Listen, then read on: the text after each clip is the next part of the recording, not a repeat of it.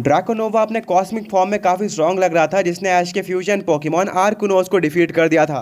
But फिर ऐश अपने last Pokemon की तरफ भेजता है हुपा अनबाउंड को, जो कि सरप्राइजिंगली स्पॉन कर देता है ड्रैकोनोस और एरोड्रेक को, जिसको वो इससे पहले कभी भी स्पॉन नहीं कर पाया था। यही सबसे बड़ी हैरानी की बात थी।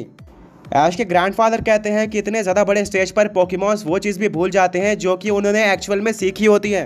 पर जो चीज को करने में हुपा इतना स्ट्रगल कर रहा था, उसने इतने बड़े स्टेज पर उसको एग्जीक्यूट कर दिया है। ये तो कमाल की बात है और इसका पूरा क्रेडिट ऐश को जाता है, क्योंकि ऐसे टाइम पर मैं ये बिल्कुल भी नहीं सोच पाता। वेल, अगर ओल्ड मैन ऐसा कह रहे थे तो आप लोग अंदाजा लगा सकते हो कि ऐश किस लेवल पर पहुंच चुका था इस फाइट में। बट अब सबसे बड़ा सवाल ये था कि हुपा ने उन पोकेमॉन्स को स्पॉन तो कर दिया है, बट क्या वो उनको कमांड कर पाएगा? क्योंकि उसके बिना तो इन पोकेमॉन्स को स्पॉन करने का कोई भी फायदा नहीं रहेगा। ऐश अपने फिस्ट को बंद करता है और कहता है कि हुपा, जिस तरह से तुमने इन पोकेमॉन्स को स्पॉन कर दिया है, तुम उस तरह से इन पोकेमॉन्स को ऑर्डर भी दे सकते हो। मुझे पूरा भरोसा है कि ये पोकेमॉन्स तुम्हारी बात मानेंगे। वेल, हुपा की पूरी बॉडी डार्क एनर्जी से भर जाती है एंड उसके साथ कुछ अजीब ही होने लगता है। अभी तक तो हुपा अनबाउंड काफी चिल पोकेमॉन रहा करता था, भले ही बैटल कितनी भी इंटेंस क्यों ना हो और वो हारने वाला हो, बट इस बार वो एक डिफरेंट पोकेमॉन लग रहा था। इतने में ही ड्रैकोनोस कुछ मूवमेंट्स करता है और एक सुपर स्ट्रॉन्ग फ्लेम टेम्पेस्ट का इस्तेमाल कर देता है, जो कि डायरेक्टली ड्रैकोनोवा के ऊपर लग जाता है और उसको हैवी डैमेज पड़ता है। वहीं पर दूसरी तरफ से एरोड्रेक इस्तेमाल करता है ड्रैगन पर्स का, जिसको ड्रैकोनोवा डॉज तो कर देता है। बट ये बहुत बड़ी हैरानी की बात थी। ओल्ड मैन को बिलीव नहीं हो पा रहा था कि यहाँ पर ऐश और हुपा ने मिलकर क्या एग्जीक्यूट कर दिया था। वहीं पर ऐश बहुत खुश होता है, क्योंकि ये शायद उसको पोकेमॉन यूनिवर्स चैंपियनशिप भी जिता सकती है। हुपा अनबाउंड अब अपने पीक लेवल पर चले जाएगा। ब्रॉक, मिस्ट्री और सैना कहते हैं कि ओल्ड मैन, ये कैसे पॉसिबल है? आखिर हुपा ने इतने परफेक्टली ये सब कैसे कर लिया, जबकि उसको लगभग 1 महीने की ट्रेनिंग के बाद भी ये सब करने में काफी ज्यादा मुश्किलें आ रही थी। ओल्ड मैन रिप्लाई करते हैं, सच बताओ तो इसका रीजन मुझे भी नहीं पता है, क्योंकि ऐश और हुपा अनबाउंड ने ये रैंडमली करने का सोचा एंड एक्चुअली हुपा अनबाउंड ने इसको एग्जीक्यूट भी कर दिया। मैं खुद हैरान हूँ। बट इन सब बातों को साइड में हटाया जाए तो ये ऐश और हुपा अनबाउंड दोनों के लिए ही बहुत ज्यादा बड़ा पॉजिटिव पॉइंट है।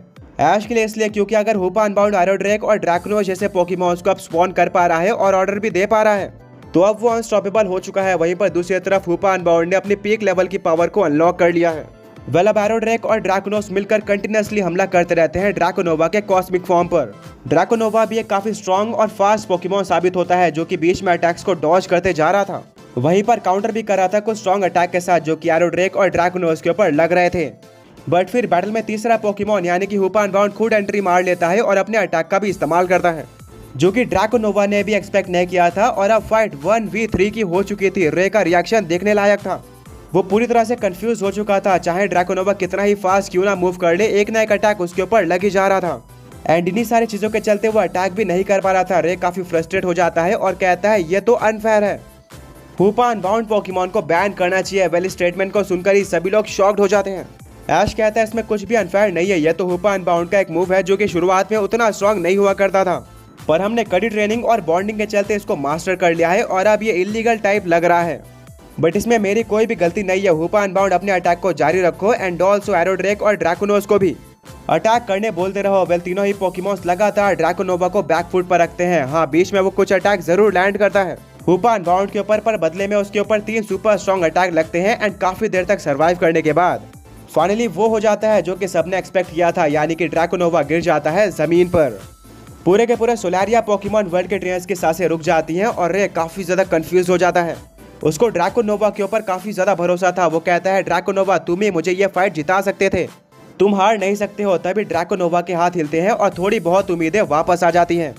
ऐसा लग रहा था कि ड्रैकोनोवा कुछ कोशिश कर वापस खड़े हो सकता है, बट सामने हुपा अनबाउंड अभी भी फुल हेल्थ पर था। अगर ड्रैकोनोवा दोबारा भी खड़े हो जाता है तो हुपा अनबाउंड रेडी था उसको डिस्ट्रॉय करने के लिए। ड्रैकोनोवा थोड़ा बहुत अपना सर हिलाता है, जिससे उम्मीदें वापस आती है, बट फिर वो काफी जोर से गिर जाता है एंड इस बार उसका फिनोमेना यानी कि कॉस्मिक फॉर्म भी चला जाता है, यानी कि कंफर्मेशन आ चुकी थी। रेफरी डिक्लेयर कर देता है कि रे का लास्ट या फिर 6th पोकेमॉन यानी कि ड्रैकोनोवा अब आगे फाइट करने के काबिल नहीं है। वहीं पर आज का लास्ट पोकेमॉन हुपा अनबाउंड अभी भी फुल हेल्थ पर खड़ा हुआ है, यानी कि आज ने इस फाइट को ऑफिशियली जीत ली है एंड एलेक्स के बाद वो एट्रोलिजन से दूसरा ऐसा पोकेमॉन रेयर बना है जो कि राउंड 3 में प्रोसीड कर चुका है। विलास की खुशी का कोई भी ठिकाना नहीं होता है। वो जंप करने लगता है और भागते हुए हुपा अनबाउंड के पास जाता है। वो उसके पैरों को पकड़ लेता है। वहीं पर क्योंकि फाइट खत्म हो चुकी थी, अब हुपा अनबाउंड एरोड्रेक और ड्रैकोनोस को रिंग के अंदर वापस ले लेता है और अपने नॉर्मल फॉर्म यानी कि हुपा कन्फाइंड फॉर्म में कन्वर्ट हो जाता है।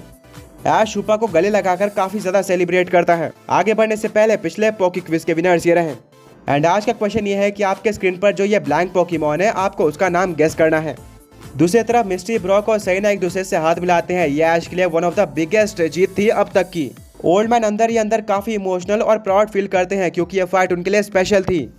इस फाइट में ऐश सिर्फ और सिर्फ राउंड 3 में नहीं गया था, बल्कि हुपा अनबाउंड ने भी अपना काम कर दिया था, जिसके ऊपर ओल्ड मैन ने काफी टाइम लगाया था। एंड फाइनली वो सारी की सारी मेहनत रंग लाई थी इस फाइट में। ओरिजिनल वर्ल्ड के पोकेमॉन ट्रेनर्स एलेक्स, सेक्टर और लाइट सभी सेलिब्रेट करना स्टार्ट कर देते हैं। दूसरी तरफ रे अपने ड्रैकोनोवा के पास बैठा होता है और काफी डिसअपॉइंटेड लग रहा होता है। ऐश उसके पास जाता है और कहता है, रे मैं पूरी तरह से सच बोलूंगा, तुम्हारा ड्रैकोनोवा one of the strongest Pokemon था जिसको मैंने अभी तक फेस किया है।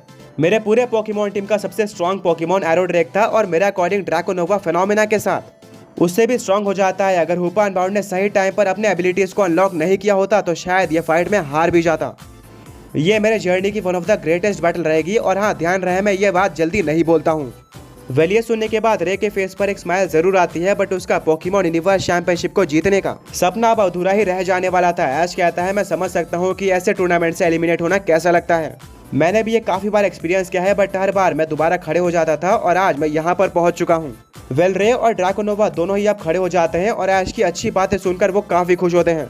रे कहता है कि ऐश आम तौर पर जीतने के बाद पोकेमॉन ट्रेनर्स में काफी ज्यादा घमंड आ जाता है और वो अपोनेंट को अच्छे से ट्रीट भी नहीं करते हैं, पर तुम एक अलग लेवल के पोकेमॉन ट्रेनर हो। मुझे तुम जैसा पोकेमॉन ट्रेनर आज तक नहीं मिला था। आगे जाकर मैं तुम्हारे साथ जरूर एक रीमैच करना चाहूंगा। ऐश कहता है, श्योर रे, मैं भी ये चाहता हूँ। इसके बाद दोनों ही पोकेमॉन ट्रेनर्स बैटलफील्ड से चले जाते हैं और अपने रूम में पहुंच जाते हैं। चार्मैन कहता है, इस फाइट से पहले एट्रो और सोलियारा के बीच में एक टाई था। दोनों ही पोकेमॉन वर्ल्ड्स ने एक एक फाइट जीती थी। एंड हमने जैसे एक्सपेक्ट किया था, थर्ड फाइट में कांटे की टक्कर देखने को मिलेगी, जहां पर बाजी मार ली ऐश ने। यानी कि अब स्कोर हो चुका है 2-1 और आगे पहुंच चुका है एट्रो रीजन। अब टाइम आ चुका है इस मैचअप के लास्ट फाइट का, जो कि होने वाला है एट्रो पोकेमॉन वर्ल्ड की तरफ से रैंक 2 लाइट और सोलारिया पोकेमॉन वर्ल्ड की तरफ से रैंक 1 फ्लैर, यानी कि उनके सबसे स्ट्रॉन्गेस्ट पोकेमॉन ट्रेनर्स के बीच में। क्या सोलारिया पोकेमॉन वर्ल्ड यहाँ पर एट्रो के साथ टाई कर सकती है और अपने 2 पोकेमॉन ट्रेनर्स को राउंड 3 में भेज सकती है, या फिर लाइट इस फाइट को जीतकर इक्वेशन को 3-1 कर देगा, यानी कि वो सोलारिया को पूरी तरह से डोमिनेट कर देंगे। ये तो हमें कुछ टाइम बाद ही पता चलने वाला है। लाइट और फ्लैर दोनों ही बैटलफील्ड पर पहुंच जाएं।